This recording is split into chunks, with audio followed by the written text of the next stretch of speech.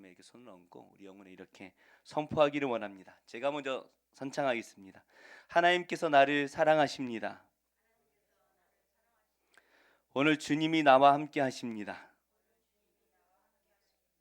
이 시간 저에게 말씀하실 것입니다. 그 말씀대로 될 것입니다. 그 말씀대로 살겠습니다. 할렐루야. 오늘 이 말씀이 나의 말씀이 되시기를 축복합니다. 될 줄로 믿습니다. 지난주 우리는 칠병이어의 기적에 대해서 우리가 함께 말씀을 묵상했었는데요. 우리 예수님께서 다른 사람이 아니라 연약하고 부족한 나를 위해서 오셨다. 남의 하나님이 아니라 나의 하나님이다 라는 것을 우리가 함께 묵상했습니다. 내가 잘나서 예수님이 나를 구원하러 오신 게 아니죠. 우리가 연약하기에, 연약해서 넘어지고 쓰러지고 지옥으로 갈 수밖에 없는 죄인이기에, 그래서 우리를 구원하시기 위해 이 땅에 오셨다라는 것입니다.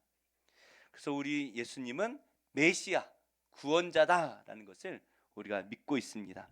사실 이 사실을 바리새인들과 서기관 같은 이 종교 지도자들은 이 예수님을 믿지 않았죠. 오히려 죄인들과 이방인들이 이 예수님을 믿고 따랐다라는 것을 우리가 계속해서 묵상하고 있습니다. 참 이상한 일이죠. 분명히 예수님께서 우리에게 말씀하셨습니다. 자녀로 먼저 배불리 먹게 할지니 자녀의 떡을 취하여 개들에게 던짐이 마땅치 아니하다라고 말씀을 하셨습니다. 그러니까 우리 예수님도 자녀들을 위해 먼저 오셨다라는 거예요. 이스라엘 백성들을 구원하시기 위해 이 땅에 오셨다라는 것입니다. 근데 문제는 자기 스스로 하나님의 자녀라고 믿는 이 사람들은 오히려 예수님을 거절하고 있다라는 거예요. 그러니까 신실하게 하나님을 잘 섬기는 것처럼 보이는 사람들은 예수님을 거절하고 있고, 오히려 그 사람들이 죄인이라고 낙인 찍고 손가락질하는 사람들이 예수님을 영접하여 따르고 있다라는 것입니다. 분명히 이 종교 지도자들도 하나님을 잘 믿었어요. 율법도 잘 지켰습니다. 하나님의 그 규례를 잘 지켰어요. 심지어 메시아께서 이 땅에 오셔서 우리를 구원해 주시옵소서라고 하루에 2번씩 기도했던 사람들이에요. 그런데 눈앞에 막상 메시아가 오실 때에 그 메시아를 눈앞에 두고도 메시아를 영접하지 않는다라는 것이죠. 분명히 예수님께서는 수없이 많은 표적을 통해서 내가 메시아야, 너희가 기도하고 기다리던 메시아가 바로 나야 라고 말씀을 하시는데, 수없이 많은 표적을 통해서 우리에게 보여주시는데 막상 하나님의 자녀들이 그 예수님을 거절하고 있다는 것입니다. 참 이상한 일이죠. 그래서 우리가 지난주에 묵상했던 이 칠병이어의 말씀은 누가 하나님의 자녀인가라는 것을 우리에게 말해주고 있습니다. 누가 하나님의 자녀입니까? 예수님께서 그 자녀들을 먹이시기 위해 이 땅에 오셨다라고 말씀하고 계시는데, 누가 하나님의 자녀입니까? 그 먹이시는 현장에 정작 있어야 되는 하나님의 자녀라고 믿는 사람들은 없지요. 그리고 그들이 죄인이라고 손가락질했던 병들고 가난하고 귀신 들리고 이방인들이 그 자리에 앉아 있는 것입니다. 누가 하나님의 자녀입니까? 제가 저희 막내 아들이 이전에 콧물 나고 가래가 나고 막 이렇게 했었어요. 그때는 그냥 그런가 보다 했는데 저희 큰 아이가 아기 때 잘 아팠어요. 그럼 아프면은 얼굴이 팅팅 붓습니다. 울다가 팅팅 부어가지고 그 모습 볼 때마다 막 마음이 찢어지듯이 이렇게 아팠고, 둘째는 잘 안 아파가지고 그런 게 별로 없었고, 이 막내가 잘 안 아프더니 이번에 이제 열감기가 나가지고 얼굴이 이렇게 부어 있는 모습을 보고 마음이 너무나 아프더라고요. 대신 아파줄 수도 없고 까불까불대고 막 청청청 뛰어다니는 애가 소파에 앉아가지고 이렇게 풀이 죽어서 얼굴은 팅팅 부어있는 그 모습을 볼 때에 너무나 아빠로서 마음이 아픕니다. 그게 이제 부모의 마음이겠죠. 부모의 마음. 우리 하나님께서 이 자녀들을 바라보시는 마음도 동일할 것 같아요. 근데 이 유대인들은 이 이방인들을 개, 돼지 취급을 하지 않았습니까? 저 개들, 저 돼지들, 지옥의 땔감들 말하면서 사람 취급을 하지 않았어요. 근데 예수님께서는 그 사람들이 굶주리는 모습을 바라보실 때 어떻게 여기셨습니까? 불쌍히 여기셨다라고 말씀하십니다. 불쌍히 여겼다. 사람도 아니야 라고 말했던 사람들, 그들이 불쌍히 여겨주시는 하나님을 만난 것이죠. 우리 할머니들이 그러시지 않습니까? 이 손주들이 누가 봐도 한 10kg는 쪘어요. 살이 뽀동뽀동 쪄 있어요. 근데 아이고 애미야 좀 잘 먹여라, 왜 이렇게 말랐냐, 그죠? 그 할머니네 가면 끊임없이 뭐가 나와요. 아침밥 먹고 나면 과일 먹어야지, 과일 먹고 나면 간식 먹어야지, 감자 먹고 고구마 먹고 나면 점심 먹어야지, 점심 먹고 나면은 또 고구마 감자 먹어야지, 뭐 끊임없이 나오는 데가 이제 할머니 집 아닙니까? 그래서 내 새끼 살 빠진 것 봐라, 애미야 좀 잘 챙겨라, 내 새끼 내 새끼. 이게 할머니의 마음. 내 새끼. 누가 하나님의 자녀입니까? 누가 도대체 하나님의 자녀입니까? 그 예수님을 나의 구주로 믿고 영접하여 믿고 따르는 자들은 누구나 하나님의 자녀인 줄로 믿습니다. 다른 누가 아니에요. 뭐 잘난 사람들이 아니에요. 잘 먹고 잘 살고 잘 나고 평안한 사람들이 아니라는 거예요. 그냥 예수님을 믿고 따르는 사람이면 누구나 하나님의 자녀라는 것입니다. 그러니 그 예수님을 따라오고 있는 그 많은 이방인들이 배가 고파서 사흘을 굶어 있으니 얼마나 불쌍히 여기셨겠습니까? 예수님께서 그들을 다 먹이신 게 지난주 칠병이어 사건이죠. 근데 한 가지 질문을 드리면, 우리 성도님들께서는 무엇 때문에 내가 하나님의 자녀라는 것을 확신하고 있습니까? 우린 다 하나님의 자녀라는 걸 믿잖아요. 그럼 뭐 때문에 내가 하나님의 자녀라는 것을 믿습니까? 뭐 호적이 있는 것도 아니고, 뭐 생명책에 이름이 기록된 게 뭐 보이는 것도 아니고, 뭘 가지고 내가 하나님의 자녀라는 것을 믿을 수가 있습니까? 물론 내가 아직 하나님의 자녀라는 것을 믿지 않는 분이 계실지도 모르겠지만, 하지만 뭐 대부분은 뭐 의심하지 않고 내가 하나님의 자녀야 라고 생각하며 이 자리에 앉아 계실 거예요. 왜 내가 하나님의 자녀라고 믿는 것입니까? 무엇이 이것을 증명해 주는 것입니까? 어려서부터 교회를 잘 다녔기 때문에. 태어나 보니까 뭐 나도 모르는데 기억도 안 나는데 뭐 유아 세례를 받았다 그러고, 한 번도 주일날 빠져본 적이 없고 그냥 잘 다녔어요. 주일 성수 예배 잘 참석하고 봉사도 많이 하고 교회에서 하는 모든 행사들을 빠짐없이 잘 참석을 했어요. 그래서 내가 당연히 하나님의 자녀라고 믿는 것입니까? 아니면 성경 공부 시간에 믿고 의심하지 말라 이 말씀을 들어서 의심하면 안 되는구나 하고 한 번도 의심하지 않아서 당연히 하나님의 자녀라고 믿고 자라다 보니까 내가 하나님의 자녀라고 확신하게 된 것입니까? 대학 선교회에 가면 이제 하나님에 대한 말씀을 배우기 위해 내비게이터라는 그런 이제 교리 책이 이렇게 돼 있죠. 거기에 보면 또 이제 그걸 바탕으로 이제 제자 훈련 교재들이 이제 많이 나와 있는데, 그 교재들에 보면 이 내용이 필수로 나옵니다. 믿고 의심하지 말아라. 하나님이 널 택하신 거야. 믿고 의심하지 마. 의심하면 안 돼. 의심하지 않고 믿는 자들은 결코 흔들리지 않아.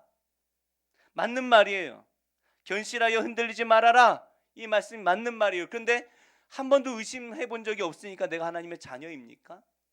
의심만 안 하면 하나님의 자녀가 되는 것입니까? 어쩌면 이러한 믿음이 유대인들, 특히나 이 종교 지도자들이 가졌던 믿음과 다를 바가 없을지도 모르겠습니다. 태어나 보니까 유대인이에요. 태어나니까 아빠가 유대인이고 나도 유대인이에요. 자연스럽게 내가 유대인이 되었고 율법을 잘 지켰고 제사를 잘 드리며 자라왔어요. 하나님의 백성이라는 것, 내가 유대인으로 태어났으니까 하나님의 자녀라는 걸 한 번도 의심해 보지 않고 살아왔어요. 그래서 유대인입니다. 그래서 하나님의 자녀라고 믿고 살아가는 거예요. 이 믿음과 우리의 믿음은 무엇이 다릅니까? 그런데 우리가 달라야 되는 것이 있죠. 우리가 그들과 다른 점은 우리는 예수님을 믿고 영접해서 우리의 입으로 고백하게 되었다라는 것입니다. 이게 참 중요한 말이에요. 고백하게 되었다. 내가 고백한 게 아니에요. 고백하게 되는 거예요. 긴가민가 하면서 그냥 간증해 하니까 앞에 나와서 어쩔 수 없이 간증하고, 엄마가 보고 있으니까 간증하고 고백하는 이런 게 아니라 말 그대로 내 안에 예수님을 확신합니다. 믿습니다. 예수님을 나의 구주로 영접합니다 라는 것이 나도 모르게 내 입에서 막 고백이 되어져야 되는 거예요. 내가 만난 예수님이 분명히 살아계시니, 부인할 수가 없는 거예요. 과연 이것이 어떠한 의미인지 우리 함께 말씀을 통해 묵상하기 원합니다. 오늘 말씀은 11절 이렇게 시작을 하는데요. 우리 한번 같이 읽어볼까요? 11절 시작. 바리새인들이 나와서 예수를 힐난하며 그를 시험하여 하늘로부터 오는 표적을 구하거늘. 계속해서 말씀을 드리지만 이 바리새인들은 메시아가 오시기를 위해서 매일마다 기도했습니다. 매일마다 하나님 메시아를 보내주시옵소서, 우리를 구원하실 구원자를 보내주시옵소서라고 매일마다 기도했어요. 그런데 이 예수님을 눈앞에 보고도 예수님을 믿지 않고 있는 거예요. 오히려 이들이 예수님을 따라다니는 이유가 무엇입니까? 예수님이 수많은 이적을 행하며 수많은 사람들이 예수님을 따르고 있을 때에 그 뒤에 바리새인들과 서기관들과 종교 지도자들이 졸졸졸졸 따라다니는데 왜 따라다닙니까? 예수님을 흠잡기 위해서. 한번 꼬투리 한번 잡혀봐라, 죽여버릴 거야. 십자가에 못 박아버릴 거야. 어떻게 예수를 죽일까? 그것만 궁리하며 예수님을 따라다니는 거예요. 근데 오늘 말씀을 보니까 이들이 예수님 앞에 나와서 무엇을 구합니까? 하늘로부터 오는 표적을 달라 구하고 있어요. 하늘로부터 오는 표적. 지금까지 예수님께서 얼마나 많은 표적을 보여주셨습니까? 1장 26절에 예수님께서 처음, 마가복음에서는 예수님께서 처음 이 귀신 들린 자를 고쳐주시면서부터 오늘 말씀 8장까지만 보더라도 얼마나 많은 이적을 보여주셨는지 몰라요. 수많은 병자들을 고쳐주시고 수많은 귀신들을 다 내쫓아 주셨죠. 나병 환자를 고쳐주십니다. 중풍병자를 고쳐주시고 손 마른 자를 고쳐주십니다. 바다야 잠잠하라 말씀하시니까 바다가 막 파도가 막 일다가 잠잠해져요. 거라사 지역에 갔더니 귀신 들린 사람이 있어. 온 동네 사람들이 그 사람이 무서워서 그 근처를 가지도 못해요. 예수님께서 그 사람을 고쳐주시니까 그 안에 있던 귀신이 돼지떼에 들어가서 바닷물 속에 빠졌던 기적도 보여주지 않습니까? 혈루증에 걸렸던 여인이 예수님의 옷 뒤에 예수님의 옷을 만지니까 치유가 되는 거예요. 달리다 쿰이라고 말씀하셨더니 죽었던 소녀가 번쩍 일어납니다. 예수님의 제자들도 이 예수님의 이름을 가지고 전도여행을 다닐 때에 귀신이 물러나가고 병자들이 고쳐지는 거예요. 이 기적을 계속해서 경험했어요. 오병이어의 기적도 있지 않습니까?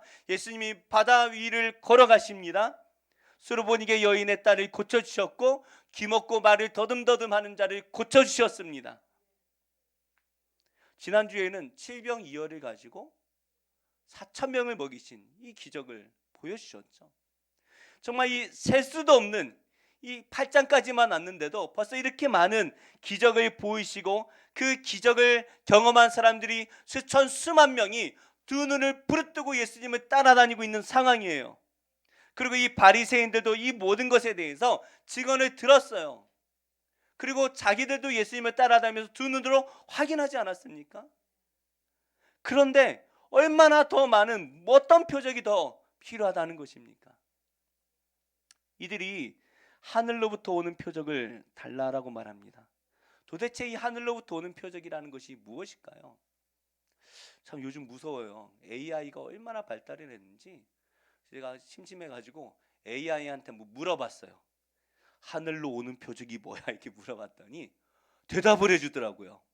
그래서 이 마가복음의 말씀을 해석을 하는데 하늘로부터 오는 표적이라는 이 표적을 뭘로 바꿨냐 하면 이 AI가요 자기 나름대로 연구를 해가지고 한 게 비를 요구했다.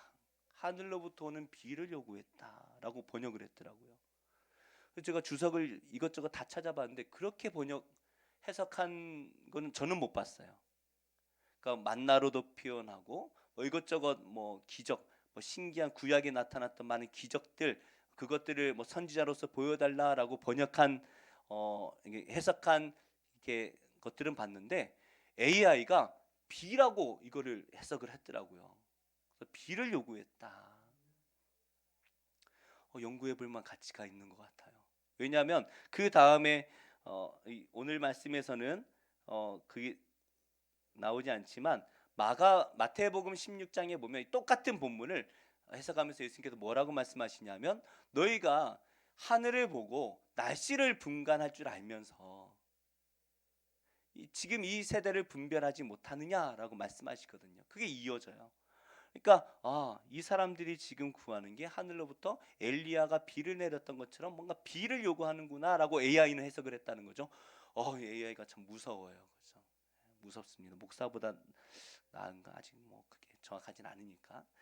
그런데 도대체 이게 정말 그 비를 말하는 것일까요? 잘 모르겠습니다만은 지금까지 나열한 이 많은 기적을 보고도 믿지 못하고 있다면 뭘 더 보여주면 정말 하늘에 비를 내리거나 만나를 먹이거나 하면은 믿겠습니까? 만나보다 더 신기한 것을 봤잖아요. 오병이어, 칠병이어를 가지고 5,000명, 4,000명이 먹는 거를 수만 명이 먹는 거를 봤잖아요. 무슨 더 표적이 필요하겠습니까? 보통 표적을 보여달라면 보여줘 봐요. 정말 안 믿겨서 그래요. 보여줘 보세요. 그럼 제가 믿을게요. 이렇게 뭔가 믿으려고 보여달라고 말할 수도 있겠지만 대부분은 그렇지 않죠. 보여봐. 진짜 하나님 있다면 보여봐. 근데 오늘 이 말씀을 보니까 이들이 표적을 달라는 이유가 있습니다. 뭐예요? 예수를 힐난하여 그를 시험하기 위해서다라고 말씀하고 있죠. 힐난하다. 힐난하다라는 표현이 요즘 잘 안 쓰는 말이죠. 그래서 원어로 좀 찾아보니까 헐뜯기 위해서, 논쟁하기 위해서 보여달라는 거예요. 그러니까 정말 믿기 위해서 표적을 보여주시면 저희가 믿겠습니다라는 간절한 마음이 담긴 게 아니에요. 뭐예요? 헐뜯기 위해서. 뭔가 하늘의 표적을 보여줄 때 뭔가 흠을 잡으려고 예수님을 시험하고 있는 것이죠. 겉으로 보면 하늘로부터 오는 표적을 구하니까 뭔가 거룩한 표적, 좋은 것 같이 보여요. 신실해 보이는 말입니다. 그러나 그 속이 뭐예요? 그 속마음이 예수를 헐뜯기 위해서라는 것을 예수님이 알고 계시죠. 이렇게나 많은 표적을 보여주셨는데도 이렇게 흠을 잡으려고 하는 모습들을 보면 뭡니까? 이건 못 믿는 것이 아니라 안 믿는 거예요. 못 믿는 게 아니에요. 안 믿는 거예요. 제 후배 중에 1년 후배 중에 이제 지금 제 천인가 거기서 목회를 하는 친구가 있는데 그 친구를 제가 군대에서 만났어요. 저는 그 친구를 잘 몰랐는데 그 친구가 제가 갔던 이제 군부대보다 먼저 와서 저보다 이제 선임이 돼서 이제 있더라고요. 물론 이제 같은 중대는 아니라서 이제 그렇지만 그 친구에게 엄마가 이제 기도원 원장님이세요. 그래서 그 친구에게 은사 하나가 있는데 뭐냐면 하나님의 살아계심을 보여준다는 거예요. 대단하죠? 그래서 군대 고참들이 그 친구에게 야 하나님 있으면 뭐 보여줘봐 그러면 기도합시다 손을 잡는 거예요. 그리고 딱 손잡고 기도를 하면 깜짝 놀라고 손을 놔요. 고참들이 다. 저는 뭐 안 해봐가지고 뭐 안 해봐서 뭐 어떤 느낌인지 모르겠는데 깜짝 놀라고 뭐 전기가 오는 건지 뭐가 하는 건지 깜짝 놀라고 손을 놓으면서 야 이거 어떻게 한 거야? 어떻게 한 거야? 하나님이 하신 거예요. 그럼 그 고참이 그 다음 주에 교회 올까요? 안 와요. 그렇죠? 안 와요. 우리는 뭔가 기적을 보이고 표적을 보이면 하나님을 믿을 수 있을 것 같지만 그렇지 않습니다. 믿음은 그렇게 생겨나지가 않아요. 이렇게나 많은 표적을 보여줘도 못 믿는 것은 안 믿는 거죠. 뭘 보여줘도 난 안 믿겠다. 그죠? 그러면서 하늘의 표적을 구하며 뭔가 표적을 행하실 때 흠을 잡기 위해 노려보고 있죠. 왜 이 많은 표적을 보고도 안 믿을까요? 우리 성도님들이라면 어떠실 것 같습니까? 다 믿음 좋은 분들이니까 뭐 어떤 기적 하나만 보여도 아멘 하고 우리 될 것 같아요, 그죠? 막 병든 자가 막 벌떡벌떡 일어나고 막 앞이 안 보여서 막 이렇게 부축하고 이렇게 왔는데 제가 이렇게 안수기도에 침을 탁탁 뱉어가지고 눈에 이렇게 발라줬더니 갑자기 눈을 번쩍 뜨고 목사님 보여요 이렇게 하면은 우리 막 믿지 않겠어요, 정말? 그러면 안양 좋은 교회 정말 좋은 교회라고 막 소문 나고 막 난리가 날 거예요. 그런데 안 믿는 사람들은요 뭘 해도 안 믿는다니까요. 왜 이렇게 보고도 듣고도 믿지 못하는 것입니까? 그들의 가르침 속에 푹 빠져 있기 때문이에요. 예전부터 내려오는 그 장로들의 유전에 사로잡혀 있는 것입니다. 이 말씀이 시작됐던 게 그죠? 7장 처음에 보면 장로들이 예수님의 제자들을 보면서 예수님께 뭐라고 했던 내용이 기억나십니까? 왜 당신의 제자들은 밥을 먹을 때 손을 씻지 않고 밥을 먹습니까? 자기들의 생각과 다르다라는 거예요. 그 유전, 조상들로부터 내려오던 그 유전에 사로잡혀 있다 보니까 그 유전을 깨뜨리고 있는 예수님은 이단이에요. 도무지 받아들일 수가 없는 거예요. 예수님은 그냥 하나님의 대적이에요. 그리고 예수님을 바라보니까 누구예요? 목수의 아들입니다. 대단한 사람이 아니라는 거예요. 죄인들과 함께하고 손 씻고 밥을 먹는 것과 장로들의 이 가르침을 따르지 않습니다. 무엇보다 지금 예수님께서 무엇을 하고 오십니까? 수개월 동안 예수님이 뭐라고 오셨어요? 이방인들과 함께하고 돌아왔다라는 거예요. 그때 딱 마침 기다렸다가 바리새인들이 예수님께 하늘로부터 오는 표적을 구하고 있는 것입니다. 수개월 동안 저 더러운 개돼지와 같은 이방인들에게 복음을 전하고 오셨다. 그런 메시아는 상상할 수가 없다는 거예요. 자기들이 원하고 바라는 메시아의 모습이 아니다라는 것이죠. 요즘에는 이 무신론이 세상을 다 지배하고 있는 것 같습니다. 하나님이 안 믿는 게 아니라 없다라고 말하는 거예요. 달라요. 안 믿는 것과 없는 건 너무나 달라요. 과학이 발전하면서 우리가 오감으로 느끼고 이렇게 체험할 수 있는 존재가 아니면 믿지 않는 거죠. 그러면서 우리를 향해서 신이 있다면 증명해 보이라 말을 합니다. 그래서 신이 없다고 버스의 길거리에 광고까지 해요. 버스에다가 신이 없습니다. 마음껏 사세요. 즐기면서 사세요. 그렇게 붙여놨어요. 혹시 신이 없다라고 믿는 분이 계신다면 솔직히 자기 자신 한번 생각해 봐야 됩니다. 오감으로 느낄 수 없는 존재는 없는 것이 아니에요. 뭐예요? 모르는 거예요. 모르는 거. 하나님이 없는 게 아니라 내가 하나님이 계신지 모르는 거예요. 솔직해져야 되지 않습니까? 근데 과학자들이 너무 솔직하지 못해요. 자기들이 알 수 없는 것에 대해서 모른다고 하지 않고 언제나 없다라고 말합니다. 내가 모르면 없는 거예요. 이 참 교만이에요. 지식의 교만이에요. 하지만 그 과학 기술이 발전하면서 나중에 밝혀지면 언제 그랬냐는 듯이 또 말을 바꿉니다. 우리 인간이 가지고 이 세상의 물질 중에 가장 작은 게 뭐예요? 뭐 사람이 안에 뭐 세포도 있고, 세포를 보면은 뭐 원자도 있고 핵도 있고 전자도 있고, 그 핵을 또 분해하면은 뭐가 있고 하면서 가장 작은 물질이 뭘까라고 하면서 옛날에 쿼크라는 게 이제 발견이 됐어요. 그런데 이게 이제 1960년 정도 됐을 때 힉스라는 사람이 그것보다 더 작은 물질이 있어야 돼. 그래야 이게 해석이 되는 것들이 많아. 그랬더니 사람들이 없어. 야, 이 바보 천치야. 이것보다 더 작은 물질이 있을 수가 없어. 그래서 수십 년 동안 연구해서 얼마 전에 밝혀진 게 이 힉스 입자라는 게 있다는 거예요. 그동안 없다라고 말했는데 있다는 거예요. 그 힉스 입자가 끝일까요? 제가 볼 때는 계속 나올 거예요. 과학이 발전할수록 끝이 없이 나올 겁니다. 없는 게 아니라 모르는 거예요. 모르는 거. 솔직해져야죠. 하나님이 안 계신 게 아니라 내가 하나님 모르는 거예요. 아는 사람들이 있고 만난 사람이 있는데 나는 모르는 거예요. 그럼 모른다고 말을 해야죠. 하나님이 계시지 않는다라고 믿는 거죠. 이것에 대해서 솔직하게 인정하고 받아들이는 과학자들도 있더라고요. 제가 전에도 말씀드렸지만 군대에서 만났던 한 고참이 형기야 이리 와봐. 그래서 예, 가봤더니 붙들고 얘기를 하는 거예요. 나는 교회 그 고참이 교회 다니는 사람을 그렇게 막 비난하고 막 욕하고 괴롭혔거든요. 왜냐하면 자기들은 종교 활동을 안 하면 그 시간에 이제 막 빨래하고 털고 해야 되는데 종교 활동 갔다 가면 그걸 안 하니까 막 뭐라고 했어요.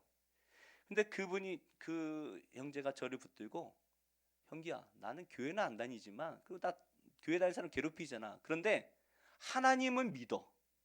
하나님이 있다는 건 믿어.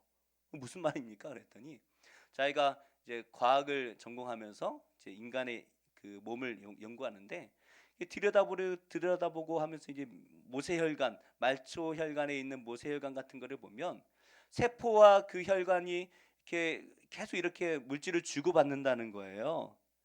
끊임없이 주고받는데 이렇게 하면 어때요? 나쁜 물질도 왔다 갔다 할 수 있고 좋은 물질도 왔다 갔다 할 수 있는데 끊임없이 실시간으로 이렇게 막 움직이는데 좋은 거는 들어가고 나쁜 거는 나온다는 거예요. 너무 신기하다는 거예요. 그때 자기는 신이 있구나. 신이 이렇게 하지 않고서는 이건 불가능한 일이야 라고 말하면서 자기는 교회는 안 다니지만 신은 믿는다. 그렇게 말하더라고요. 결국에 그 사람이 변화시킨 건 신실한 형제가 삶으로 보여줄 때에 결국 그분이 예수님을 믿고 이제 말년에 교회 나와서 열심히 다녔어요. 이렇게 똑같은 것을 보고 어떤 사람은 우연히 진화된 거야. 어떻게 하다 보니까 이렇게 해서 좋은 물질은 나오게 되고 나쁜 물질은 나오게 되고 좋은 물질은 들어가게 돼 진화된 거야라고 말하는 사람이 있는가 하면 똑같은 것을 보고 어떤 사람은 신이 있지 않고서는 이렇게 만들 수 있는 존재가 어떻게 너무 신기하다는 거예요. 이거 과학적으로 설명이 안 된다는 거예요. 뭐 설명이 할 수 있겠죠, 그죠? 우리 사진 한번 볼까요? 사진 한번 보면 이게 뭐 같아요? 우리 혈관입니다. 위에 막 움직이는 게 백혈구예요. 이거 이제 그림으로 그려놓은 건데 이 백혈구가 몸속에 이렇게 돌아다니다가 몸에 이제 그 병균이 들어오면 이제 병균이 있다라는 신호를 받습니다. 그럼 그 병균이 있는 곳을 향해 이제 달려가요. 근데 문제는 어디 정확하게 병균이 어디에 있는지 모르니까 그 근처로 이렇게 달려가다 보면 병균한테 달라붙어야 되잖아요. 어떻게 달라붙습니까? 다음 그림 볼까요? 그 위에 P셀렉틴이라는 그 물질이 병균한테 먼저 달라붙어 있다가 백혈구의 저 털 끝에 털을 잡는 거예요. 그 몸속에 여러 가지 물질들이 지나갈 텐데 하필이면 백혈구를 저렇게 붙들어 가지고 그 병균을 감싸도록 만드는 거예요. 그래서 우리 몸속의 세균을 백혈구들이 감싸서 죽이는 거죠. 너무나 신기하지 않아요? 저만 그렇군요. 아, 이거 이해가 안 되시나요? 그래서 우리 몸 안에 이런 일들이 계속해서 벌어지고 있다는 거. 그 많은 물질들이 지나가는데 하필이면 P셀렉틴이라는 것이 백혈구를 붙잡아서 세균을 붙잡아서 죽이도록 이런 일들이 우리 몸 안에서 너무나 신기하게 벌어지고 있다는 거죠. 다음 그림도 신기해요. 한번 볼까요? 이게 운동 단백질이라는 건데 저기 걸어 다니면서요. 저게 이제 길을 위에 걸어 다니면서 풍선 같은 게 있죠. 저 풍선 안에 이제 여러 가지 물질들이 들어 있어요. 우리에게 필요한 물질들을 담아 가지고요. 저게 정확하게 필요한 곳으로 가서 저거를 먹여 주는 거예요. 너무나 신기하잖아요. 뭐 걸어 다니는 것처럼 보이죠? 사실은 저렇게 정확하게 저런 모양은 아닌데 저렇게 이제 그림을 그린 거예요. 그 저 도로는 누가 만들까요? 저 도로, 저 걸어 다니고 있는 도로. 다음 그림 한번 볼까요? 필요할 때마다 저렇게 물질들이 쌓여서 도로가 만들어지고 또 필요가 없어지면 아래 그림처럼 도로가 사라져요. 이 일이 우리 몸 안에서 계속해서 벌어진다는 거예요. 너무나 신기하지 않습니까? 뭐 봐도 모르겠어요. 과학 시간 갖고 재미도 없고. 예. 그래서 이 똑같은 것을 보면서 누구는 진화가 된 거야. 신기하게 이렇게 걸어 다니다가 뭐 풍선 같은 데다가 뭘 담았다가 이렇게 해보니까 뭐 이게 잘 세포가 잘 살아가지고 그것만 살아남아가지고 이렇게 진화가 된 거야라고 말하는 사람이 있는가 하면 똑같은 거 보면 우리는 뭐라고 말합니까? 나를 지으심이 신묘막측하심이니라 이렇게 고백하게 되는 거죠. 하나님, 우리 어떻게 기가 막히게 만드셨습니까? 연구하면 연구할수록 이건 하나님이 하신 거 아니면 불가능한 일입니다. 우리 그렇게 고백할 수밖에 없는 거예요. 우리는 때려 죽여도 하나님을 믿습니다. 이 모든 것을 보면서 어떻게 하나님을 믿지 않을 수가 있습니까? 근데 무신론자들은 하나님이 없다라는 것을 믿는 거예요. 하나님은 없어야 돼요. 세상을 다 아는 것처럼 자기가 온 세상을 다 경험해 본 것처럼 말합니다. 세상을 창조하실 때를 이미 가본 것처럼 그때 무슨 일이 있었는지 다 본 것처럼 말을 해요. 그 책을 써요. 소설을 써요. 그래서 태초에 어떤 일이 있었는가, 우주가 빅뱅 하고 터질 때 어떤 일이 있었는가 소설을 씁니다. 그 소설은 어떻게 돼요? 계속 바뀌어요. 계속 바뀌어요. 10년 전에 빅뱅 이론과 지금의 빅뱅 이론은 완전 달라요. 다 본 것처럼 말합니다. 근데 솔직해져야죠. 모르잖아요. 이 무신론자들도 결국에 하나의 종교죠. 심지어 죽음 이후에는 아무것도 없다라는 것을 본 것처럼 말을 하죠. 죽으면 끝이다. 왜 살아요? 결국 그들은 신이 없어야 한다라는 것을 강조하는 것이죠. 다시 말씀드리지만 하나님이 믿어지지 않을 수가 있어요. 안 믿기는 걸 어떻게 해요? 그럼 우리는 솔직해져야 됩니다. 뭐라고요? 모른다. 모르겠다. 말을 해야죠. 근데 왜 하나님이 없다라고 말합니까? 내가 생각하는 하나님, 기독교의 모습과 실제 이 세상에 존재하는 성경에 나오는 하나님과 기독교의 모습이 다르기 때문에, 거기서 오는 괴리감 때문에 하나님은 없어야 한다라는 것이죠. 그런 하나님은 없어야 돼. 내 생각하다는 하나님은 없어야 돼. 사랑의 하나님이란데 어떻게 사람들에게 벌을 내리시고 재앙을 내리시는가? 그런 하나님이 있을 수가 없어. 무슨 죄를 지어도 다 용서해 주셔야 되는 하나님이죠.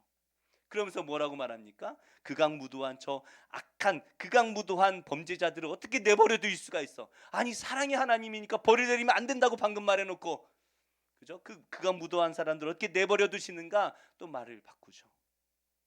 신이 없어야 되니까, 무조건 없어야 되는 거예요. 지금 예수님 앞에서 표적을 달라고 말하는 이 바리새인들도 마찬가지입니다. 자신들이 생각해왔던 메시아의 모습과 이 눈앞에 계신 예수님의 모습이 달라요. 그는 메시아면 안 돼요. 메시아라는 표적을 수없이 보여주고 계시지만 그런 메시아는 안 돼요. 성경은 분명히 뭐라고 말씀하셨습니까? 그 외모가 흠모할 것이 전혀 없다라고 예언을 하셨어요. 예수님의 그 외모를 보니까 정말 흠모할 게 하나도 없었던 거예요. 죄송합니다, 예수님. 그러셨던 것 같아요. 성경은 분명히 예수님께서 이 땅에 오실 때, 메시아가 오실 때에 뭐라고 말씀하십니까? 고난받으실 것이다. 그 메시아의 순환에 대해서 우리에게 말씀을 하셨어요. 예언을 하셨어요. 그런데 그들이 생각하는 메시아는 어떻게 메시아가 순환을 당해? 왕으로 오셔야지. 백마탄 왕자의 모습으로 와서 백마를 타고 멋있게 와서 왕관도 쓰고 키도 한 적어도 1m 90은 돼야지, 그죠? 그래가지고 막 어깨도 있고 막 근육 빵빵에다가 누가 봐도 잘생긴 사울과 같은 그런 왕의 모습을 가지고 오셨어야 한다라는 것입니다. 그런 왕을 상상하는 거예요. 그리고 로마를 다 무찌르고 이스라엘이 온 세상을 통치하는 강한 나라로 만들어서 이 이스라엘이 지상 낙원을 만들어 주실 그런 메시아를 바랐다라는 것이죠. 특별히 이 메시아는 누구를 위한 메시아입니까? 이방인들을 위한 메시아일 수는 없다라는 것이죠. 절대로 상상조차 하지 않아요. 메시아는 우리 이스라엘 유대인들을 위한 메시아여야 하는데, 그 예수님이 수개월 동안 이방인들을 고치시고 먹이시고 돌아오셨으니 그런 메시아는 인정할 수가 없다라는 것이죠. 그래서 이들이 말하는 것이 무엇입니까? 귀신을 내쫓고 병든 자를 고쳐주고 이방인들을 먹여주는 그런 것 말고요. 예수님, 그런 하찮은 이 세상, 그냥 귀신 내쫓고 병 고치고 이방인 먹여주는, 그거 우리랑 무슨 상관이에요? 저는 건강하고요. 저는 배도 부르고요. 집에 돈도 많아요, 예수님. 전 권력도 있어요, 예수님. 그런 거 말고요. 하늘로부터 오는 뭔가 대단한 표적을 보여달라고요. 이들이 바라는 것은 무엇입니까? 이들이 기대하고 가르치는 메시아는 무엇입니까? 철저하게 세상의 것이죠. 이것이 다음 본문에 나오는데 다음 주에 우리가 좀 깊이 있게 묵상을 해보고요. 그들의 속마음을 아시는 예수님께서 12절에 이렇게 말씀을 하십니다. 함께 읽어보겠습니다. 시작. 예수께서 마음속으로 깊이 탄식하시며 이르시되 어찌하여 이 세대가 표적을 구하느냐? 내가 진실로 너에게 이르노니 이 세대에 표적을 주지 아니하리라 하시고, 예수님이 그 사람들의 마음, 예수님을 힐난하기 위해서 질문하고 있다, 표적을 보여달라고 말하는 그 마음을 아시고 어떻게 하십니까? 탄식하시는 것이죠. 깊이 탄식하세요. 종교 지도자리라는 사람들이 이 이스라엘 백성들, 하나님의 자녀들을 말씀으로 가르쳐야 하고 가르치고 그들을 하나님께로 이끌어야 되는 이 종교 지도자들이라는 사람들이 속이 다 썩어 있다는 거예요. 어찌하여 이 세대가 표적을 구하느냐? 지금까지 보여준 수많은 표적을 놔두고 도대체 무슨 표적을 구하는 것입니까? 세상의 것으로 가득한 이들에게 표적을 보여주지 않겠다라고 예수님이 말씀하십니다. 마태복음 16장에는 조금 더 구체적으로 말씀하시는데요. 한번 띄워만 주세요. 우리가 하늘을 보면 오늘 날씨가 어떻겠다라는 거 대충 알잖아요, 그죠? 오늘 아침에 저도 보니까 이슬비가 살짝 내리는 것도 같고 아닌 것도 같고 이런 걸 보면서 오늘 날이 좀 짓궂겠다. 생각을 했는데 그죠? 지금 해도 안 뜨고 그렇잖아요. 우리 다 안다는 거예요. 지금 하늘을 보면 오늘 날씨가 어떻겠다라는 걸 다 분별할 줄 알아요. 누구나 다 알아요. 뻔합니다. 근데 예수님께서 지금까지 보여주신 수많은 기적들을 보면서 아직도 예수님이 메시아다라는 것을 깨닫지 못하는 이 사람들을 바라보면 이렇게 어리석을 수가 있느냐. 한탄하시는 거죠. 한탄. 못 믿는 게 아니라 이건 작정하고 안 믿는 거예요. 예수님 무슨 표적을 한번 보여줘봐요. 하늘의 표적 한번 보여줘봐요. 내가 믿나? 안 믿을 거예요. 그런 자들에게 예수님이 내가 너에게 보여줄 표적은 하나밖에 없다라고 말씀하십니다. 마태복음 16장 4절 한번 같이 읽어볼까요? 시작. 악하고 음란한 세대가 표적을 구하나 요나의 표적밖에는 그들을 떠나가시니라. 도대체 이 요나의 표적은 무엇입니까? 하나님께서 요나 선지자에게 어디로 가라고 하셨죠? 니느웨라는 곳으로 가라고 했어요. 이 니느웨라는 나라는 우리나라 일점 강점기를 생각하면 돼요. 일제 강점기 때 일본이 얼마나 미웠겠어요. 저 쥐글놈들 그렇게 생각하지 않았겠어요? 그 강 무도했잖아요. 그래가지고 그 일본 사람들을 생각할 때마다 망할 놈들 그렇게 생각했어요. 그런데 그 사람에게 너 일본 가서 복음을 전해. 저 사람들이 회개해서 하나님 앞에 잘 살아야 돼. 안 돼요 하나님. 저놈들은 망할 놈들이에요. 핵포탄 떨어질 때 잘됐다. 아이, 망해버려라. 이렇게 해야 되는데 아니 그들이 회개하고 하나님께로 돌아온다고요? 제가 당한 게 얼만데요? 그럴 수 없습니다. 지금 이스라엘 백성들 지금 요나의 마음이 딱 그 상태라는 거예요. 지금 생각해 보면요. 요나 시대 때 북이스라엘 사람들은 하나님 안 믿었어요. 우상 섬기고 하나님 말씀 거역하고 악하게 살았어요. 그 요나 선지자가 아무리 그 사람들한테 회개하라 해도 말을 안 들어요. 근데 하나님이 니느웨로 가라는 거예요. 아니 우리 백성도 아직 회개 안 했는데 니느웨가 회개한다고요? 저 악한 놈들이요? 저 망할 놈들이요? 그래서 도망가잖아요. 그때 어떤 일이 일어납니까? 물속에 어떻게 해서 빠지게 되었고 물고기가 잡아먹게 되었고 사흘 뒤에 토해냅니다. 그리고 요나가 그 니느웨 성에 갔는데 사흘 길을 돌아다녀야 되는 넓은 니느웨 성읍에 요나가 회개하면 안 좋으니까 대충 말해요. 40일 뒤에 이 니느웨 성이 망합니다. 하루 동안만 대충 다니고 40일 뒤에 망하든지 말든지 이러고 돌아다녔을 거예요. 그런데 놀라운 일이 생기죠. 그 극악무도한 니느웨 사람들이 왕으로부터 짐승에 이르기까지 다 그죠? 굵은 베옷을 입고 죄를 뒤집어 쓰고 하나님 앞에 엎드려 회개하기 시작을 하는 거예요. 아니 저 이방인들이 저 망할 놈들이 저 극악무도한 사람이 어떻게 회개를 하지? 하나님을 모르잖아요 이방인들이. 그런데 하나님 앞에 엎드려서 회개하기 시작하는 거예요. 그랬더니 하나님이 그들을 구원하십니다. 그 요나가 그 구원받는 그 성읍을 바라보면서 하나님 어떻게 이러실 수가 있어요? 저 망할 놈들이 어떻게 망하지 않고 회개하고 돌아옵니까? 그때 이스라엘 사람들은 하나님을 믿지 않았다는 거죠. 지금 상황이 딱 그 상태 아닙니까? 지금 이 악한 유대인들 예수님을 메시아로 영접하지 않고 예수님을 어떻게 흠을 잡아서 죽일까라고 생각하고 있는 이 악한 사람들, 그들은 메시아를 보고도 메시아를 영접하지 않고 있다는 거예요. 그러나 예수님께서 그 이방인들 수개월 동안 복음을 전하고 왔는데 그들이 다 예수님 믿고 영접해서 예수님을 따르고 있는 거죠. 예수님이 보여주실 표적이 무엇입니까? 예수님이 도무지 이 사람들을 위해서 어떤 표적을 보여줄 수 있습니까? 요나의 표적은 예수님의 십자가 사역을 말씀하시는 것입니다. 십자가에서 죽고 사흘 만에 부활하시는 그 표적을 말씀하시는 거예요. 예수님께서 사흘 만에 부활하실 때에 그 죽었던 사람이 다시 살아나는 그 일을 보고도 어떻게 안 믿을 수가 있겠어요? 그래서 제자들을 무엇의 증인이라고 말합니까? 부활의 증인이라고 말하는 것입니다. 그러니까 우리가 전할 분은 부활하신 예수님을 전하는 거예요. 사망 권세를 이기신 그 부활하신 예수님, 그 표적이 가장 강력한 증언이 되는 것입니다.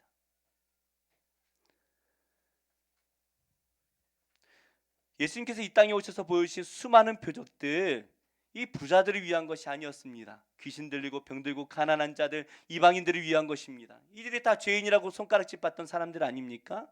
예수님께서 메시아라는 것의 증인이 제자들이 되어야 되는데 이 제자들에게 예수님께서 마지막으로 보여주신 표적이 뭐라고요? 부활하시는 표적을 보여주시는 것입니다.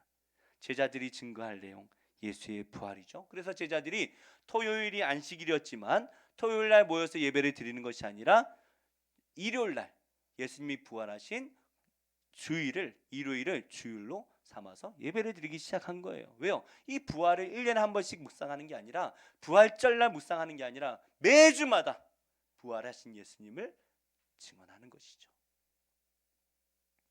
그 부활의 예수님을 매일 증거하는 것이 제자의 사명이고 우리의 사명인 줄 믿습니다.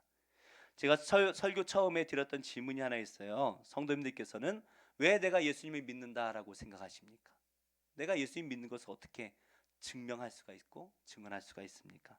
어려서부터 교회를 다니고 주일 성수를 잘하고 성경 공부를 통해서 지정의로 예수님을 믿기 때문에, 알기 때문에, 내가 받아들였기 때문에 내가 예수님을 믿는 것입니까? 이거는 사실 유대인들이 훨씬 더 잘하죠. 수천 년 전의 조상들로부터 태어날 때마다 대대로 하나님을 믿어왔던 유대인들, 그들이 율법을 지키는 것은 우리와는 비교도 되지 않죠. 율법을 철저하게 지킵니다. 성경 공부는 그들의 삶 자체죠. 태어날 때부터, 말을 배울 때부터 하나님, 여호와라는 말을, 하나님이라는 말을 가르치기 시작을 해가지고 그들은 숫자를 아브라함과 함께 배워요. 지정의로 하나님을 안다라는 것 우리가 따라갈 수가 없습니다. 삶 자체예요. 그렇다면 우리는 그들과 무엇이 달라야 됩니까? 우리는 부활하신 예수님을 만났다라는 것이죠. 부활하신 예수님, 분명히 2000년 전에 죽었던 그 예수님이 살아 역사하셔서 나를 만나 주시는 거예요. 그 예수님을 만날 때에 세상 과학으로 신의 존재를 부정한다 할지라도, 하나님을 믿으면 너 죽어라고 우리를 협박한다 할지라도 우리는 우리가 만난 부활의 예수님을 믿을 수밖에 없는 것입니다. 내가 예수님을 만났는데, 내가 병들었을 때 찾아오셔서 고쳐주셨던 예수님, 내가 가난할 때 나에게 5병이여 7병이여의 기적을 보여주신 예수님, 내가 약해서 무능력할 때 찾아오시고 나의 마음을 만져주시고 나에게 힘을 주셨던 예수님, 그 예수님을, 부활하신 예수님을 내가 만났기 때문에 나는 그분을 믿을 수밖에 없는 거예요. 나는 그 예수님을 전할 수밖에 없는 거예요. 예수님이 살아계셔.